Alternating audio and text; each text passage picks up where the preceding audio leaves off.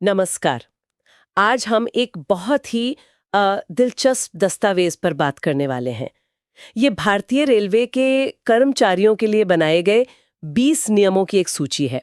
अब सुनने में शायद ये थोड़ा सूखा लगे, किसी सरकारी दस्तावेज जैसा, लेकिन जब मैंने इसे पढ़ना शुरू किया तो मुझे लगा कि यह सिर्फ नियमों की एक लिस्ट नहीं है।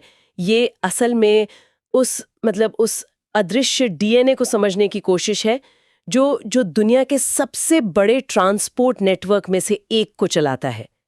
तो आज का हमारा मिशन यही है कि इन 20 नियमों के जरिए ये समझें कि एक रेलवे कर्मचारी की भूमिका सिर्फ तकनीकी काम से कितनी ज्यादा गहरी है। यह सुरक्षा, ईमानदारी और करोड़ों लोगों की सेवा से जुड़ी एक शपथ की तरह है। तो चलिए इसकी परतों को खोलना शुरू करते हैं। आपने ये जो अदृश्य डीएनए की बात कही, वो बिल्कुल सही है। देखिए, ये नियम सिर्फ कागज पर लिखे हुए शब्द नहीं है। ये तो दशकों के अनुभव का निचोड़ हैं, हादसों से सीखे गए सबक हैं। और ये एक ऐसे संगठन को चलाने की कोशिश है जहां गलती की कोई गुंजाइश ही नहीं होती है। हर नियम के पीछे एक कहानी है, एक वजह है कि क्यों एक छोटी सी चूक भी एक बहुत बड़ी आपदा बन सकती है। बहुत दिलचस्प बात कही आपने।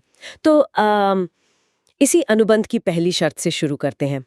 अनुशासन और पदानुक्रम। नियम 1 से 4 इसी पर जोर देते हैं। पहला तो सीधा है, नियम पढ़ो, समझो और पालन करो। लेकिन नियम 2 कहता है कि आप दूसरों की भी मदद करेंगे नियम पालन करने में।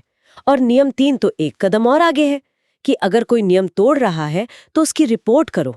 ये तो सिर्फ व्यक्तिगत जिम्मेदारी नहीं रही है ना? हाँ, ये एक दूसरे को पहरेदार बनाने जैसा है।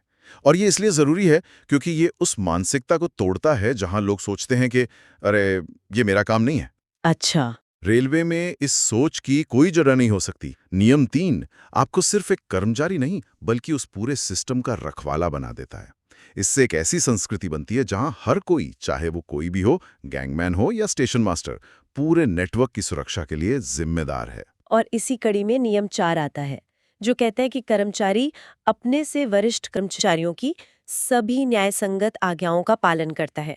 मुझे यहाँ ये न्यायसंगत शब्द बहुत बहुत दिलचस्प लगा। इसका मतलब ये तो नहीं कि आंख बंद करके हर आदेश का पालन करना है। बिल्कुल नहीं, बल्कि ये न्यायसंगत शब्द जो है वो एक तरह से सेफ्टी वाल्व है। Safety valve. हाँ, ये एक कर्मचारी को किसी भी गैर कानूनी या असुरक्षित आदेश को मानने से बचाता है। कई बार ऐसा हुआ है औद्योगिक दुर्घटनाओं में जहां कर्मचारियों ने खतरनाक काम सिर्फ इसलिए किया क्योंकि बॉस ने कहा था। ये नियम उसी मानसिकता को तोड़ने के लिए है। ये कर्मचारी को अधिकार देता है कि अगर कोई आदेश सुरक्षा के खिलाफ है तो उस पर सवाल उठाएं। अच्छा, तो ये तो हुई सिस्टम की बनावट की बात जो एक मजबूत रीढ़ की हड्डी की तरह है। लेकिन ये सिस्टम तो इंसानों से ही चलता है, तो एक कर्मचारी की व्यक्तिगत तैयारी कितनी मायने रखती है। और यहीं पर दूसरा पहलू आता है व्यक्तिगत आचरण। जैसे नियम 7 साफ सुथरी वर्दी की बात करता है, 9 वरिष्ठों के सामने धूम्रपान न करने की और 19 पूरी नींद लेकर आने की। वर्दी वाली बात ये सिर्फ पहचान के लिए तो नहीं होगी। नहीं नहीं, इसका एक बहुत गहरा मनोवैज्ञानिक असर भी होता है। वर्दी पहनते ही कर्मचारी अपनी व्यक्तिगत पहचान से निकलकर रेलवे की एक जिम्मेदार भूमिका में आ जाता है। ये उसे और जनता दोनों को उसकी जिम्मेदारी का एहसास कराती है। ये व्यावसायिकता का प्रतीक है। और इसी व्यावसायिकता से जुड़ा है नियम 8 जो मुझे बहुत ही स्पेसिफिक लगा। इसमें लिखा है कि ड्यूटी पर आने से 8 घंटे पूर्व तक किसी भी प्रकार की नशीली वस्तुओं का सेवन नहीं करता है। ये 8 घंटे, ये इतना सटीक क्यों है? हाँ, ये बहुत अच्छा सवाल है। और ये कोई हवा में लिखा हुआ नंबर नहीं है। इसके पीछे पूरा विज्ञान है, मेटाबॉलिक साइंस।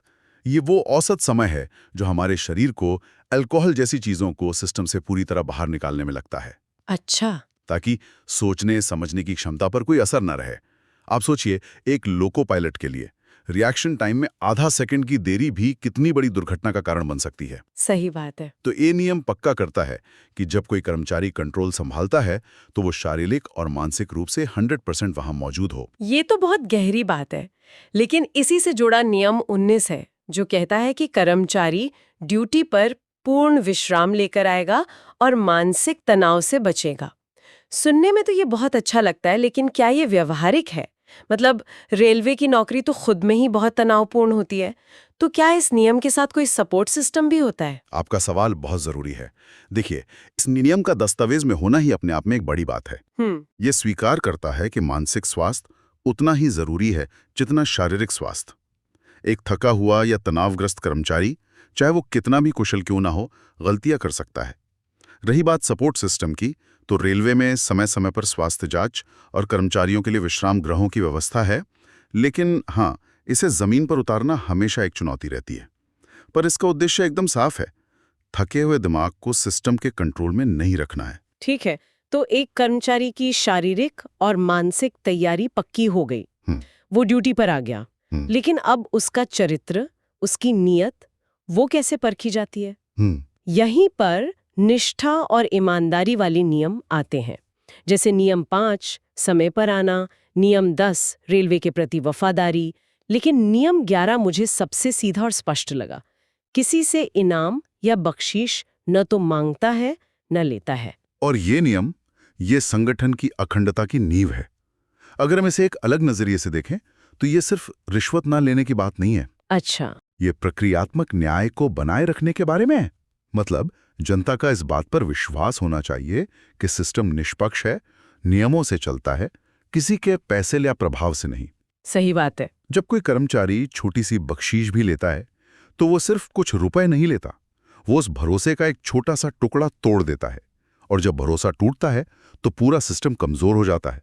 और शायद इसी भरोसे से नियम 17 भी जुड़ा है कि रेलवे के बारे में ऐसी कोई बात किसी को नहीं बताएगा जिससे रेलवे का अहित हो। ये सिर्फ गपशप रोकने के लिए तो नहीं होगा? बिल्कुल नहीं। आज के समय में ये नियम ऑपरेशनल सिक्योरिटी से सीधा जुड़ा हुआ है। आप सोचिए, अगर कोई कर्मचारी ट्रेनों के मूवमेंट या सिग्नलिंग सिस्टम की कमजोरियों के बारे में अनजाने में भी बाहर बात कर दे, तो उस जानकारी का गलत इस्तेमाल हो सकता है। हाँ, हो सकता है। ये नियम संगठन की आंतरिक कार्य प्रणाली को सुरक्षित रखने के लिए है, और ये सीधे तौर पर यात्रियों की सुरक्षा से भी जुड़ा है। सही बात है। और अब हम उस हिस्से पर आते हैं जो शायद इन सभी नियमों का दिल है, वो वजह जिसके लिए बाकी सारे नियम बनाए गए हैं, सुरक्षा। सबसे पहले, सबसे ऊपर यहाँ तो नियमों का एक पूरा समूह है। 12 खुद को और दूसरों को चोट से बचाना, 14 दुर्घटना में मदद करना, 15 लावारिस चीजों की रिपोर्ट करना। लेकिन नियम 13 की भाषा, उसने मुझे सबसे ज्यादा प्रभावित किया है। ये कहता है कि खतरे का अंदेशा होने पर कर्मचारी तुरंत रिपोर्ट करता है और दुर्घटना रोकने का भरसक प्रयास करता है। भरसक? हाँ, ये भरसक प्रयास वाली बात ही सब कुछ कह देती है। ये सिर्फ सूचना देने की जिम्मेदारी नहीं है। यस, ये हस्तक्षेप करने का, एक्शन लेने का आदेश है। और इसकी सबसे दिलचस्प बात यह है कि यह नियम हर कर्मचारी को एक ह्यूमन सेंसर में बदल देता है। Human sensor? हाँ, सोचिए, एक ट्रैक के किनारे काम कर रहा है गैंगमैन। उसे गुजरती हुई ट्रेन के पहियों से एक अजीब सी आवाज सुनाई देती है। वो उसे नजरअंदाज कर सकता है, ये सोचकर कि ये किसी और का काम है। लेकिन ये नियम उसे कहता है कि नहीं, ये तुम्हारी जिम्मेदारी है। वो एक छोटी सी रिपोर्ट अगले स्टेशन पर पहियों की जांच करवा सकती है और एक बड़े हादसे को टाल सकती है। यह एक बहुत शक्तिशाली उदाहरण है कि कैसे एक व्यक्ति की सतर्कता पूरे सिस्टम को बचा सकती है। और इसी तरह नियम 15 भी है, लावारिस वस्तु मिलने पर रिपोर्ट करना। ये तो आज के समय में और भी ज्यादा महत्वपूर्ण हो गया है। हाँ, पहले ये शायद खोए पाए सामान के बारे में ज्यादा होता होगा, लेकिन आज ये एक बहुत जरूरी सुरक्षा प्रोटोकॉल है। ये दिखाता है कि सुरक्षा सिर्फ किसी एक सुरक्षा बल की जिम्मेदारी नहीं है। सफाई कर्मचारी से लेकर वेंडर तक हर कोई सुरक्षा ग्रिड का हिस्सा है। उनकी आंखें और कान ही सिस्टम की पहली रक्षा पंक्ति हैं। सही है। तो हमने अनुशासन, व्यक्तिगत तैयारी, ईमानदारी और सबसे जरूरी सुरक्षा की परतों को समझ लिया। ये सब सिस्टम के अंदरूनी पहिए हैं। लेकिन जब ये पूरा सिस्टम जनता के सामने आता है तो उसका चेहरा कैसा दिखता है? और यहीं पर हमारा आखिरी खंड आता है, जन व्यवहार। इसमें 2 नियम है, #18 साफ सफाई का ध्यान रखना और #20 जनता के साथ बिना भेदभाव के विनम्र व्यवहार करना। और ये दोनों नियम रेलवे की छवि बनाने के लिए बेहद जरूरी हैं। नियम नंबर 18 यानी साफ सफाई, ये सिर्फ स्वच्छता का मामला नहीं है। ये यात्रियों को एक सुखद और सम्मानजनक अनुभव देने से जुड़ा है। एक साफ सुथरा स्टेशन या ट्रेन संगठन की व्यावसायिकता को दर्शाती है। और नियम 20 ये तो सार्वजनिक सेवा का सार ही है, बिना किसी भेदभाव के सबसे तमीज और अदब से पेश आना। हाँ, और भारत जैसे विविधता वाले देश में इस नियम का महत्व और भी बढ़ जाता है। रेलवे हर वर्ग, हर धर्म, हर क्षेत्र के लोगों को जोड़ता है। ऐसे में ये सुनिश्चित करना कि हर यात्री के साथ समान सम्मान से व्यवहार हो, ये सिर्फ अच्छी ग्राहक सेवा नहीं है। सही बात है। ये एक तरह से राष्ट्रीय एकता को मजबूत करने जैसा है। ये नियम रेलवे को सिर्फ एक परिवहन सेवा से उठाकर एक सामाजिक संस्था का दर्जा देते हैं। तो इस पूरी चर्चा को अगर हम समेटें तो ये 20 नियमों की सूची सिर्फ एक रूल बुक नहीं है, ये एक शपथ पत्र है। ये दिखाता है कि एक रेलवे कर्मचारी की नौकरी सिर्फ 9 से 5 की ड्यूटी नहीं है, ये 24 घंटे की जिम्मेदारी है जिसमें अनुशासन, बेदाग ईमानदारी, सुरक्षा के प्रति अटूट प्रतिबद्धता और एक बेहतरीन जन सेवक होने की मांग शामिल है। ये उस अदृश्य डीएनए का कोड है जो ये सुनिश्चित करता है कि करोड़ों लोगों की ये जीवन रेखा हर रोज, हर पल सुरक्षित और भरोसेमंद बनी रहे। बहुत अच्छी तरह से समझाया आपने। और इस विश्लेषण के बाद मैं श्रोताओं के लिए एक अंतिम विचार छोड़ना चाहूंगा। इन नियमों को देखने के बाद ये सोचना जरूरी है कि क्या ऐसी ही एक स्पष्ट और विस्तृत नैतिक संहिता की जरूरत हमारे समाज के दूसरे महत्वपूर्ण व्यवसायों में भी है। सोचिए, अगर अस्पतालों में, पुलिस विभागों में या शिक्षण संस्थानों में भी भूमिका से जुड़ी जिम्मेदारियों और नैतिक आचरण को लेकर इतनी ही स्पष्टता हो, तो क्या हमारी पूरी कार्य संस्कृति और जनता का इन संस्थाओं पर भरोसा बेहतर नहीं हो सकता? यह एक सवाल है जिस पर विचार किया जाना चाहिए।